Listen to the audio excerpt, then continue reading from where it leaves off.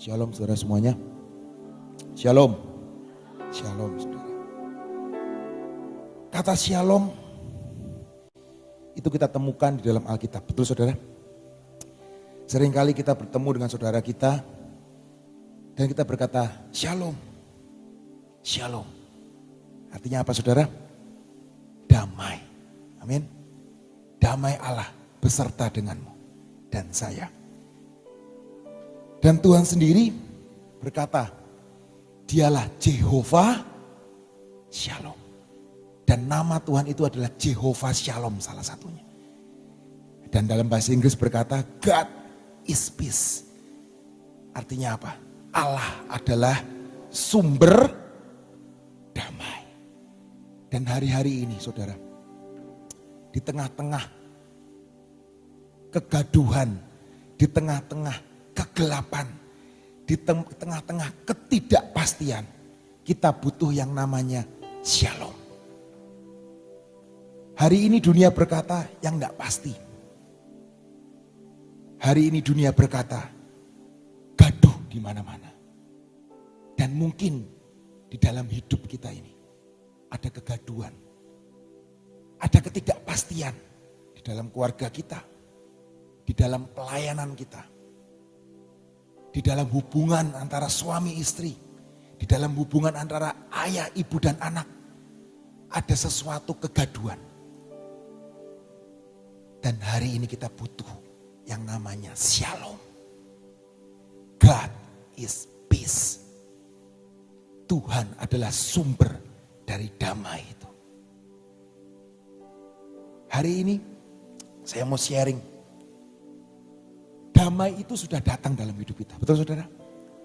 Tadi saya berkata, nama dari Tuhan Yesus sendiri itu adalah Jehovah Shalom. Dan Tuhan sudah lahir dalam dunia ini. Dan apakah dia, Tuhan yang sama, sudah lahir dalam hidupmu? Mungkin engkau boleh pelayanan. Bahkan seumur hidupmu engkau berkecimpung, bersenggolan dengan apa ya kata-kata dengan kata rohani. Dan bahkan engkau berkata, aku sudah sampai ke tanah perjanjianku. Aku sudah sampai ke tempat di mana Tuhan sudah taruh hidupku. Mungkin dalam pekerjaanmu, mungkin di dalam pelayananmu. Engkau sudah bersinggungan terus menerus dengan hal yang rohani. Tapi hati-hati saudara.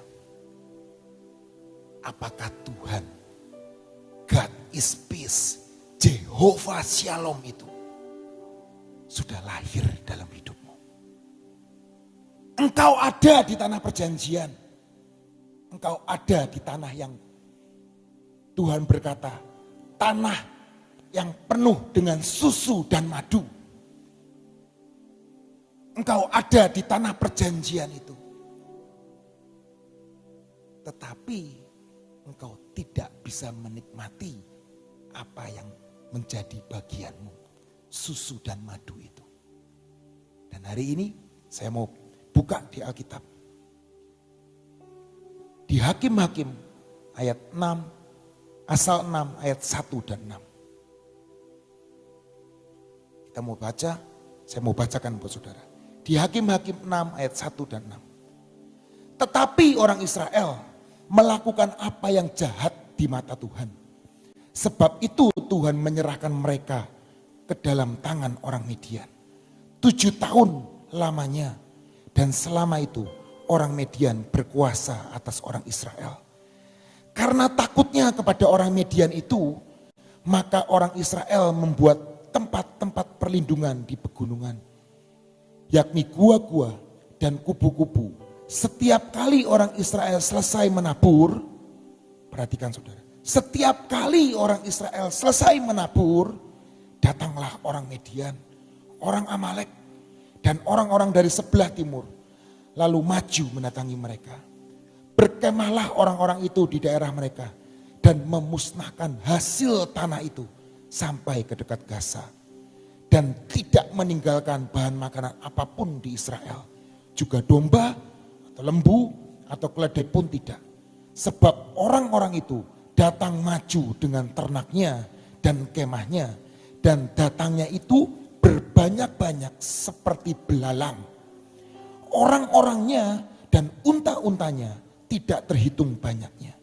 Sekalipun datang ke negeri itu untuk memusnahkannya, sehingga orang Israel menjadi sangat melarat oleh perbuatan orang Midian itu. Lalu berserulah orang Israel kepada Tuhan. Sampai di sini dulu saudara. Situasinya, kondisinya, orang Israel sudah ada di tanah perjanjian. Tanah yang berkata dijanjikan kepada bangsa Israel. Tanah yang penuh dengan susu dan madu. Tanah yang menghasilkan sesuatu yang baik. Dan itulah yang dinamakan tanah perjanjian. Tetapi dari ayat yang kita baca tadi, bangsa Israel dalam keadaan melarat, dalam keadaan hopeless, dalam keadaan yang tidak seperti yang Tuhan inginkan. Bisa mengerti saudara? 7 tahun bukan suatu tahun yang singkat. 7 tahun dalam hal melarat. Ketika mereka menabur, orang Midian datang seperti belalang menghabiskan semuanya. Hari-hari ini mungkin tidak semua kita mengalami hal-hal itu. Tapi hari ini siapapun saudara yang mendengarkan, mungkin engkau sudah ada di tanah perjanjian. Mungkin engkau sudah ada di dalam pekerjaan yang tepat. Mungkin engkau sudah ada dalam pelayanan yang tepat. Engkau sudah ada di tanah yang tepat. Tapi hari ini saya berkata, cek hidupmu. Apakah engkau melarat secara rohani? Apakah engkau melarat secara jiwamu? Apakah engkau melarat secara tubuhmu? Cek kondisimu. Yang bisa ngecek cuma engkau dan Tuhanmu. Mungkin engkau bisa menyembunyikan itu di hadapan pemimpinmu, di hadapan bosmu, bahkan di hadapan gembalamu. Mungkin engkau bisa menyembunyikan itu. Tapi cek hari ini. Apakah engkau mungkin di tanah yang benar, tapi ternyata jiwamu, tubuhmu ini melarat, kering,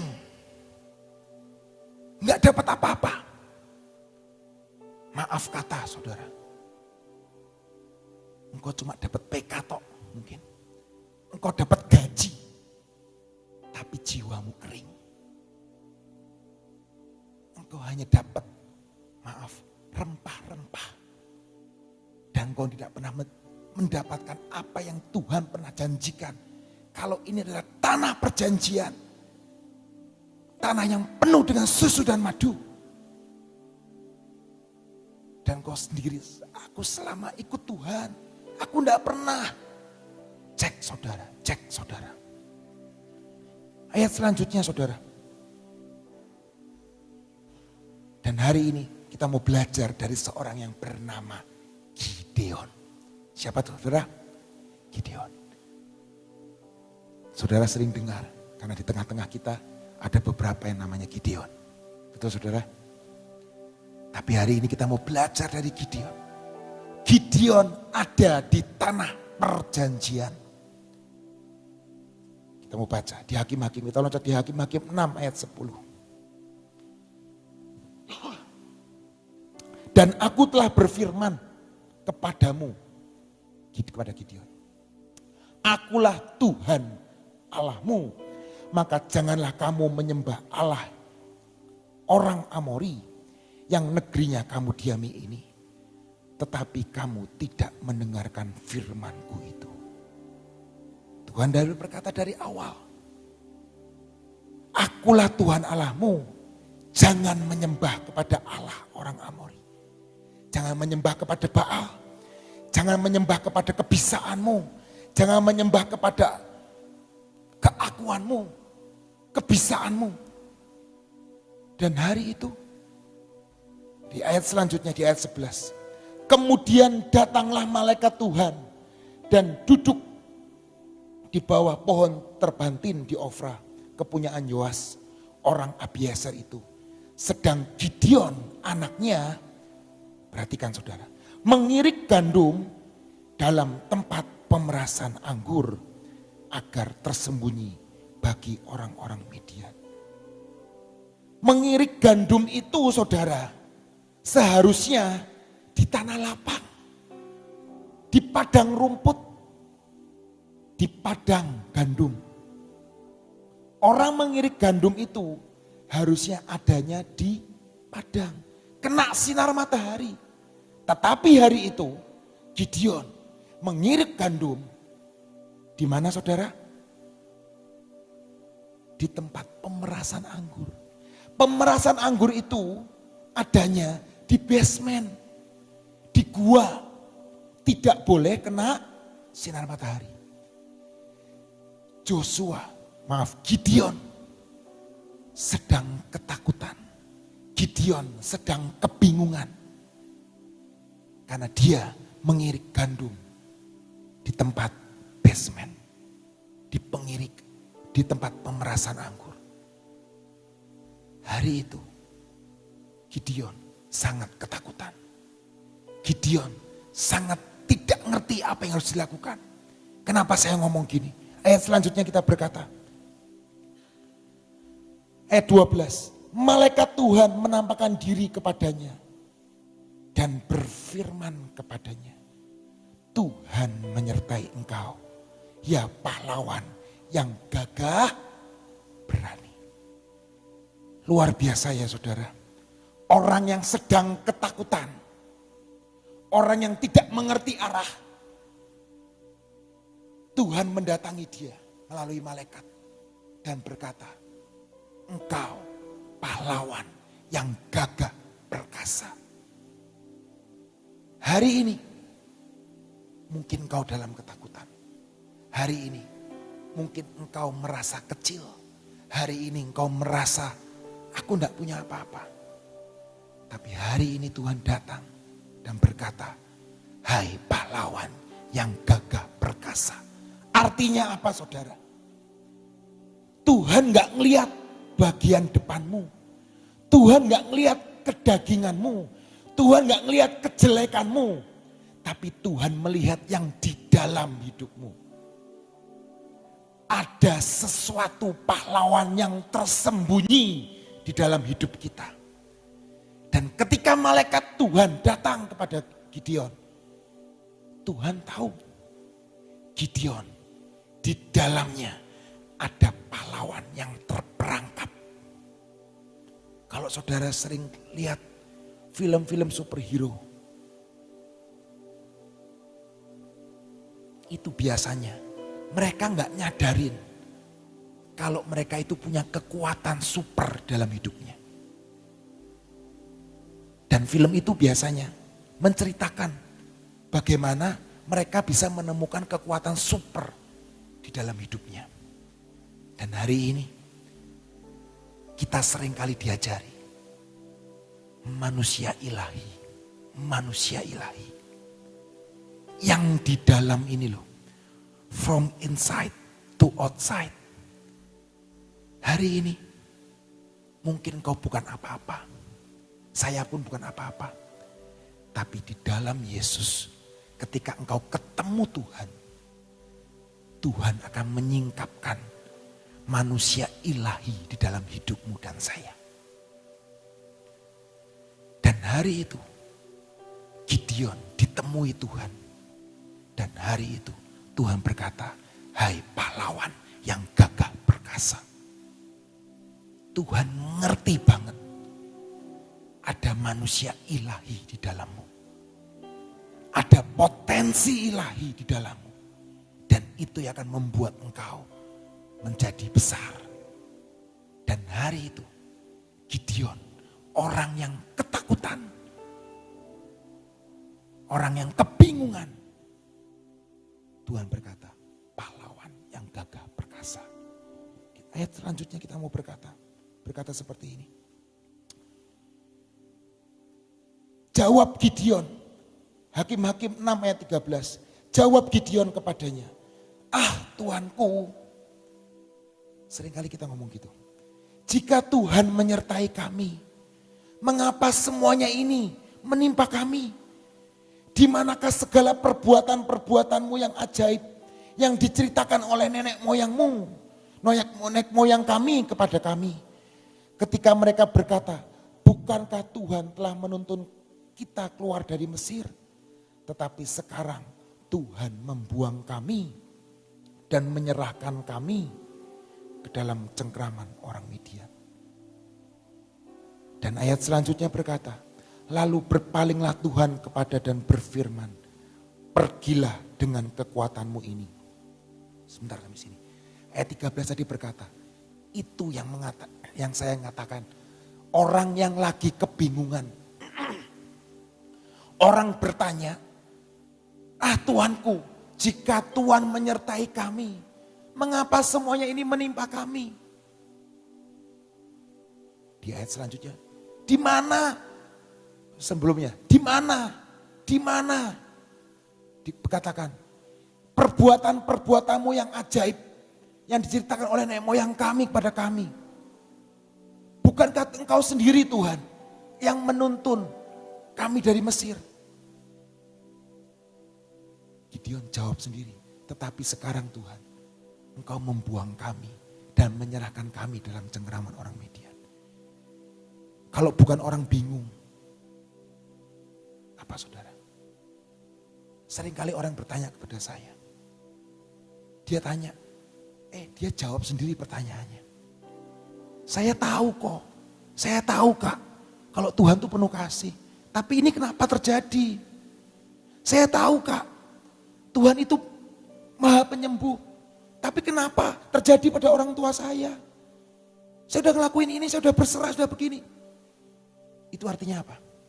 Itu bukan orang yang gak percaya saudara. Tapi itu orang yang lagi dalam kebingungan. Kalau kita bingung, kita tuh bertanya, kita jawab sendiri. Seringkali kita bertemu sama hamba Tuhan. Kita tanya, mungkin tanya. Tapi sebenarnya kita gak tanya. Kita lagi komplain.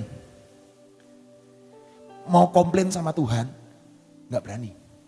Tapi ngalusnya apa? Nanya. Betul atau betul? Betul saudara. Gak berani kita komplain sama Tuhan, gitu gak berani. Tapi kita apa? Tanya pura-puranya. Tapi sebenarnya kita sudah punya jawaban sendiri. Sebenarnya kita gak butuh jawaban dari hamba Tuhan. Atau mungkin jawaban dari Tuhan sendiri. Tapi kadang-kadang kita ini komplain. Dan itu terjadi. Di Gideon terjadi. Dia bingung. Tapi ini kasihnya Tuhan. Tuhan tuh jawab gini di ayat 14. Lalu berpalinglah Tuhan kepadanya dan berfirman. Pergilah dengan kekuatanmu ini. Dan selamatkanlah orang Israel dari cengkraman orang Midian. Bukankah Tuhan aku yang mengutus engkau? Tetapi jawabnya kepadanya. Ah Tuhanku, dengan apakah akan kuselamatkan orang Israel? Ketahuilah, kaumku adalah yang paling kecil di antara suku Manasye. Dan aku pun seorang yang paling muda di antara kaum keluargaku. Orang yang takut, orang yang bingung, orang ditambah orang yang tidak percaya diri. Itu Gideon saudara. Takut, bingung. Mending kalau percaya diri. Gideon tidak punya kepercayaan diri. Dia punya krisis identitas. Nggak ngerti. Padahal Tuhan di awal berkata, pahlawan yang gagah. Betul saudara? Selanjutnya, seringkali di ayat berikutnya, ayat 16, berfirmanlah Tuhan kepadanya, tetapi akulah yang menyertai engkau. Sebab itu engkau akan memukul kalah orang Midian itu sampai habis. Yang pertama, apapun keadaanmu hari ini, bingung, takut, nggak percaya diri. Tapi Tuhan berkata, engkaulah pahlawan. Engkaulah pahlawan. Dan syarat yang pertama Tuhan berkata, bukan syarat saya ngomong, modal yang Tuhan kasih buat hidup kita. Apa saudara? Akulah yang menyertai engkau. Sebab itu engkau Gideon akan memukul kalah orang Median sampai habis.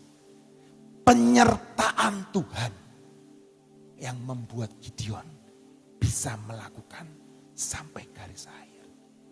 Mungkin penyertaannya langkah demi langkah. Betul saudara.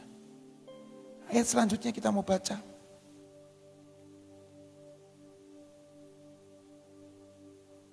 Ayat 22 sampai 24. Maka taulah Gideon bahwa itu adalah malaikat Tuhan. Lalu katanya, celakalah aku,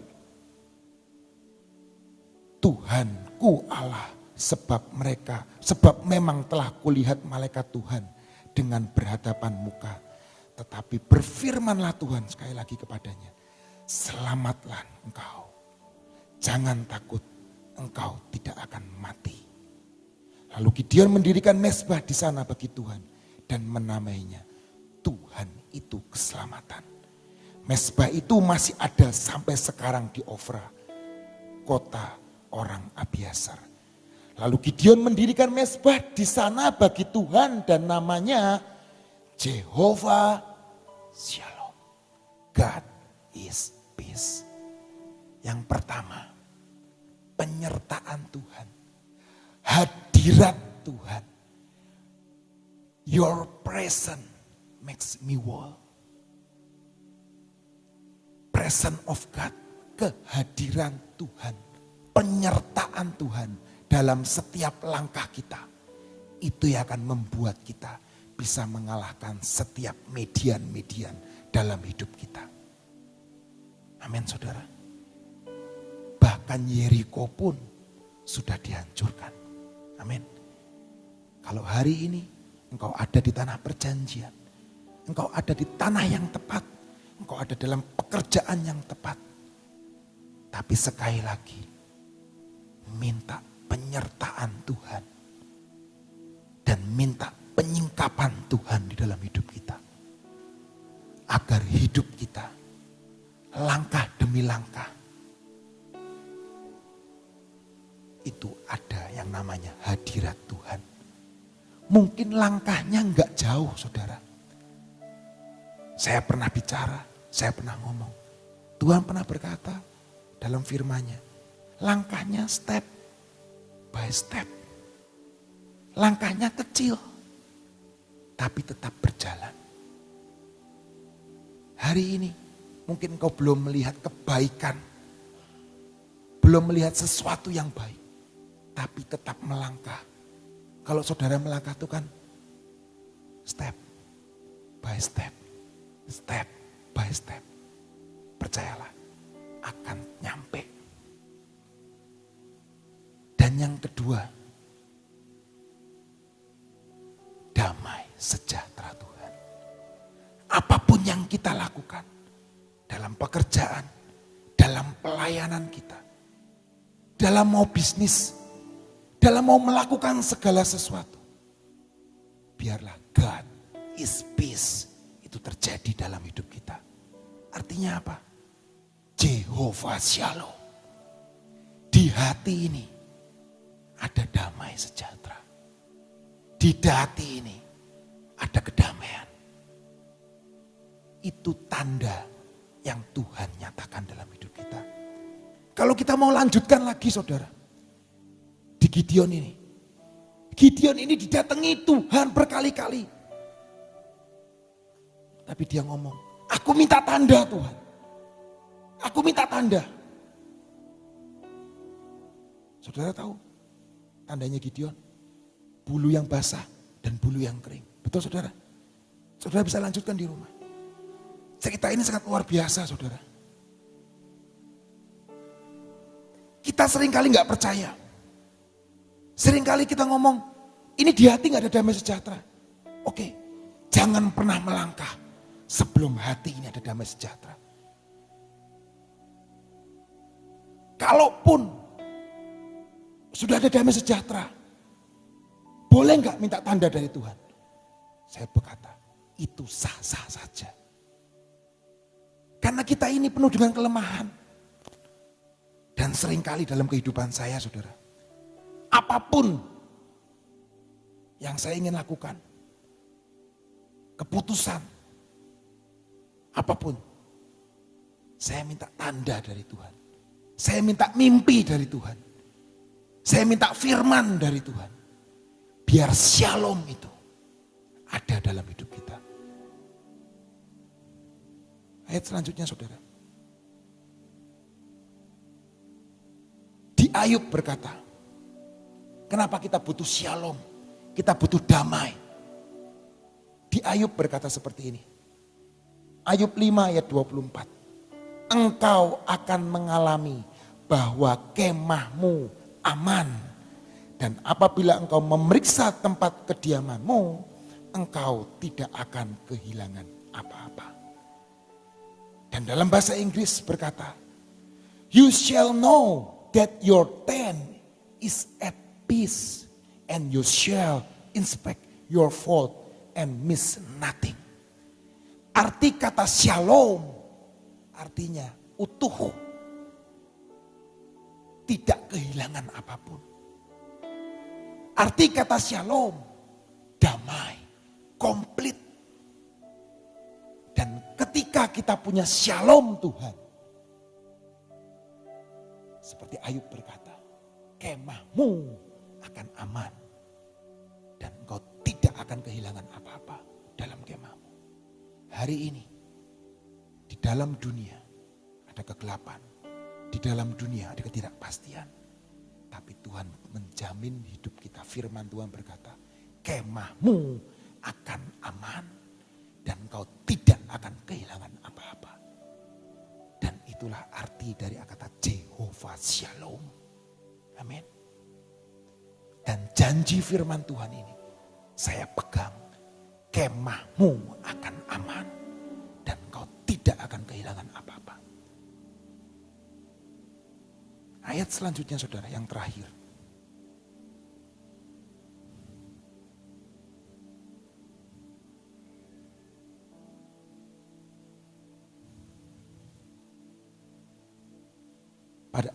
Pada waktu Daud, ketika dia datang kepada kakak-kakaknya, kata peace, kata shalom ini muncul lagi.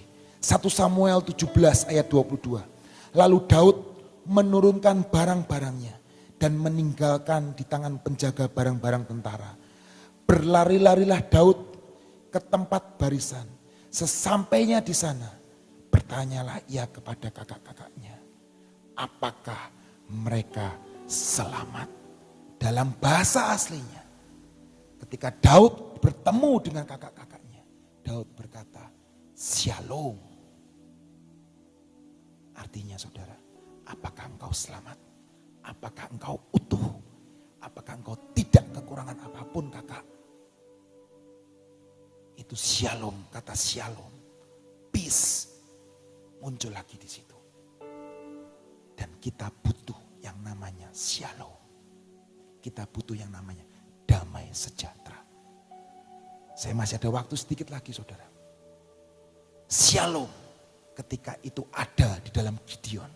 Ketika dia mendirikan mezbah dan dia berkata, Jehovah Shalom. Itu kata pertama Jehovah Shalom ada di Alkitab. Apa yang Tuhan perintahkan kepada Gideon?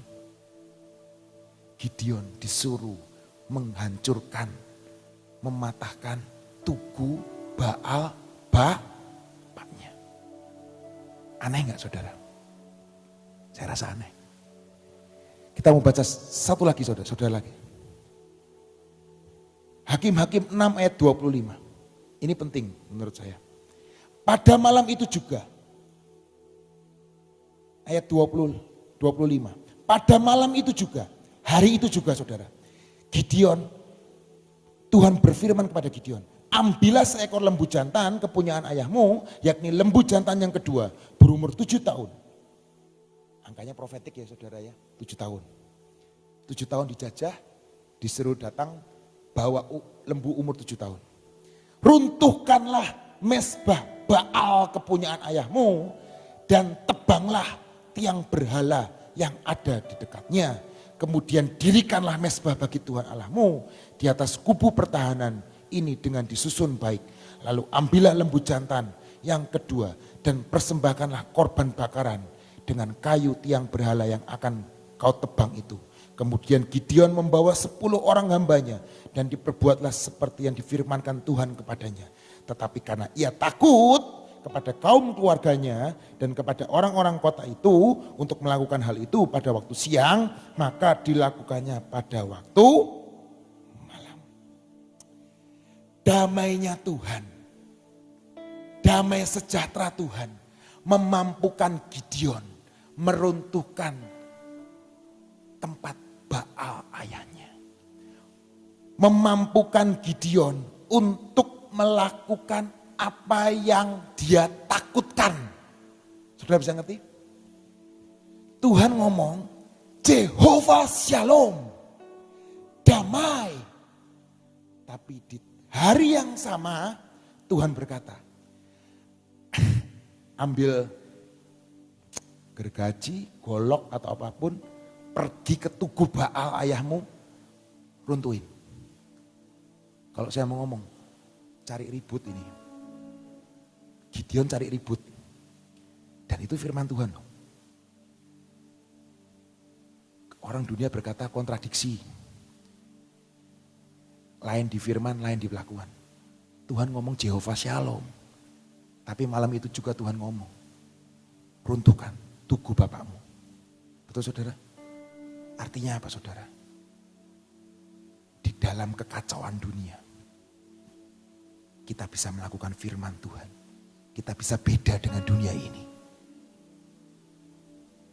Karena ada apa? Damai Allah dalam hidup kita.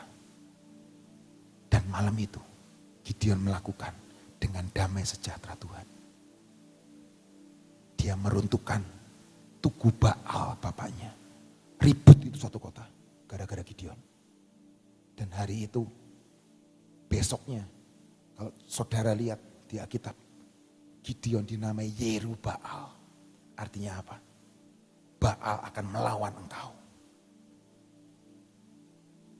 Dan hari itu orang-orang ngamuk sama Gideon. Padahal baru ditemuin Tuhan. Jehovah Shalom.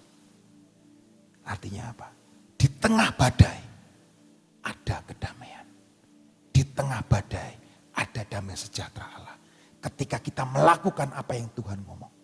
Ketika kita melakukan firman Tuhan, ternyata ada damai Allah. Dan itu yang memampukan kita sampai garis akhir. Amin saudara. Yang pertama tadi saya berkata, penyertaan Tuhan. Firman Tuhan berkata, penyertaan Tuhan itu penting dalam hidup kita. Dan yang kedua, damai sejahtera Allah. Itu akan membuat kita menjadi besar. Menjadi besar. Dan pahlawan. Dan manusia ilahi yang terperangkap di dalam hidup kita akan keluar. Dan kita akan menikmati yang namanya tanah perjanjian itu. Tanah yang penuh dengan susu dan madu. Karena setiap median dalam hidup kita sudah dikalahkan. Tuhan Yesus memberkati kita semua. Amin. Saudara sudah dipatahkan. Ya. Yesus mati, mengalahkan semuanya. Teorinya tahu kan? Tapi kita tetap merasakan kita belum ada dalam kebebasan. Belum ada di dalam Yehovah Shalom, belum ada dalam suatu ketenangan dan kelepasan pembebasan. Nah tadi diceritakan bangsa Israel itu sudah masuk ke tanah Kanaan tapi nggak bisa menikmati. Nah kita belajar menambahkan sedikit sayanya bahwa begini, saya pernah baca, saya percaya saudara pernah mendengar cerita ini tentang seseorang yang dari kampung sekali, suatu saat dikasih tiket sama anaknya, papa mama datang ya, ini tak kasih tiket naik kapal. Ya, tiketnya sudah tak bayar semuanya. Papanya bisa naik nanti sampai di sana tak jemput. Nah, dia udah bawa tiket. Tiket itu adalah sesuatu jaminan. Ya, jaminan bahwa dia itu bisa masuk ke kapal dan sampai ke rumah anaknya. Nah, dia lakukan itu, tapi dia merasakan begini, aku cuma dikasih tiket, gak dikasih makanan, gak dikasih uang buat makan, nanti makannya gimana?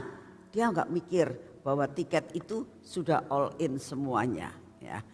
Boleh makan sepuasnya di kapal, tapi dia takut nanti suruh bayar gak punya uang.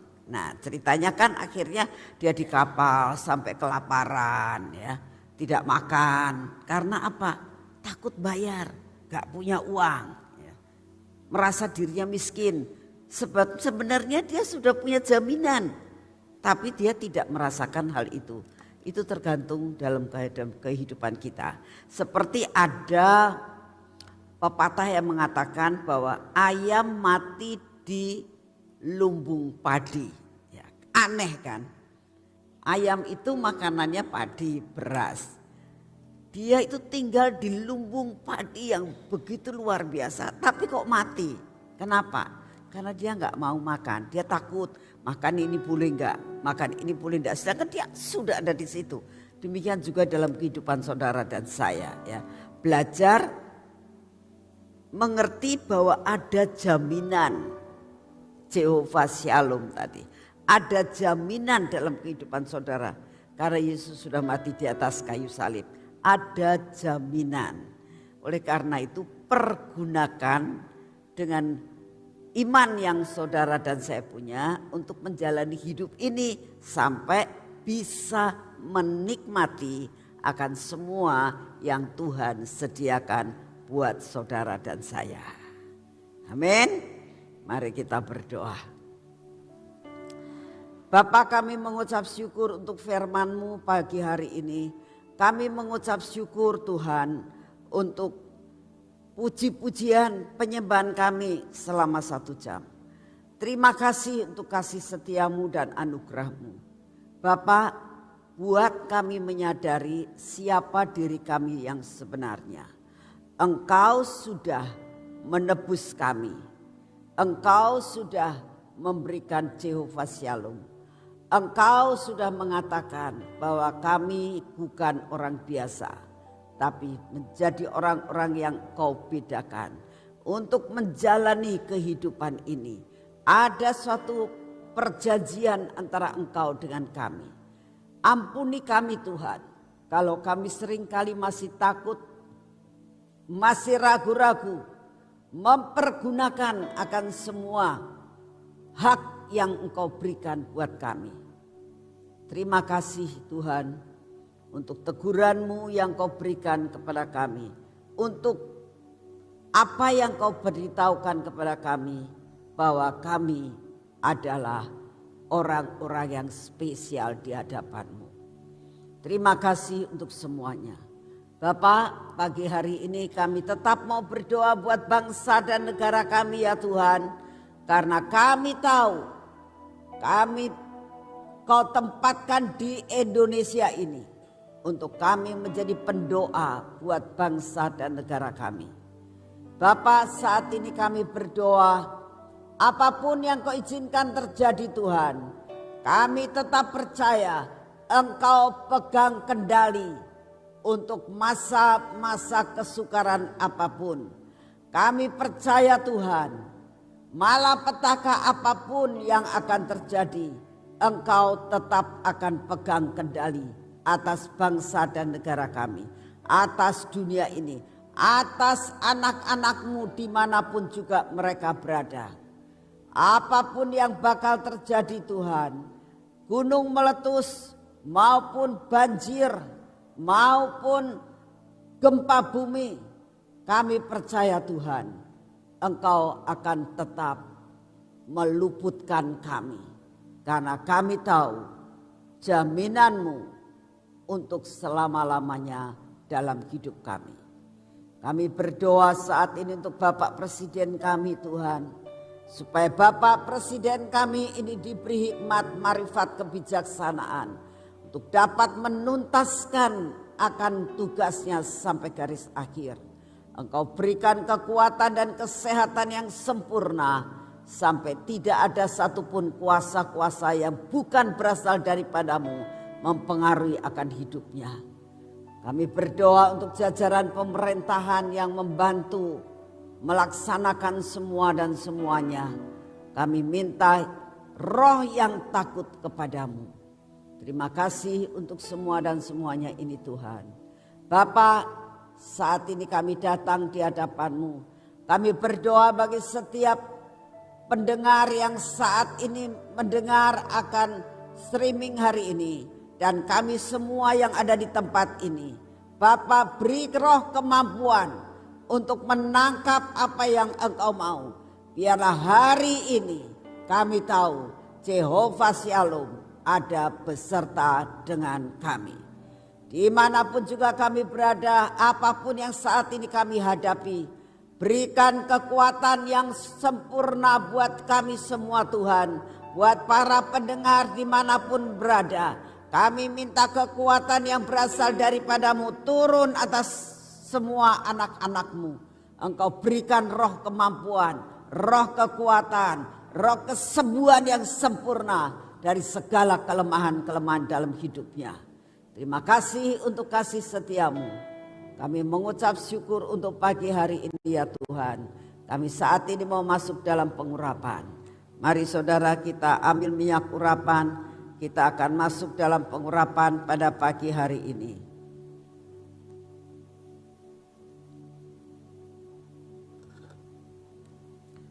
Bapa, kami tidak pernah mau melupakan akan pengurapan setiap pagi. Karena kami tahu di mana ada pengurapan, di situ Roh-Mu akan bekerja, menguasai akan seluruh hidup kami. Di dalam nama Tuhan Yesus, Engkau kuasai juga akan mata kami. Engkau kuasai akan telinga kami Tuhan. Engkau kuasai bibir mulut kami. Engkau kuasai hati kami ya Tuhan. Dan Engkau kuasai sehingga semua roh-roh yang ingin menghancurkan hidup kami Engkau patahkan. Kami minta dalam nama-Mu pengurapan ini turun atas tangan kami Tuhan. Sehingga kami tahu apapun yang kami kerjakan bersama dengan pengurapan dan bersama dengan Engkau. Kami akan melakukan perkara-perkara yang luar biasa. Semua yang tertutup menjadi terbuka. Apa yang belum terjadi menjadi terjadi. Apa yang kami angan-angankan menjadi kenyataan. Terima kasih untuk kasih setiamu. Engkau pimpin akan kaki kami Tuhan. Biarlah kaki kami ini benar-benar berjalan dalam jalan yang sudah Engkau tetapkan hari ini untuk kami melakukan semua pekerjaan kami. Berjalanlah bersama dengan kami, karena kami tahu bila kami berjalan bersama-Mu Tuhan, maka perkara-perkara yang ajaib akan kami temui. Terima kasih untuk kasih setiamu. Di dalam nama Tuhan Yesus kami mengucap syukur dan berdoa. Amin. Selamat pagi saudara, Tuhan memberkati saudara semuanya.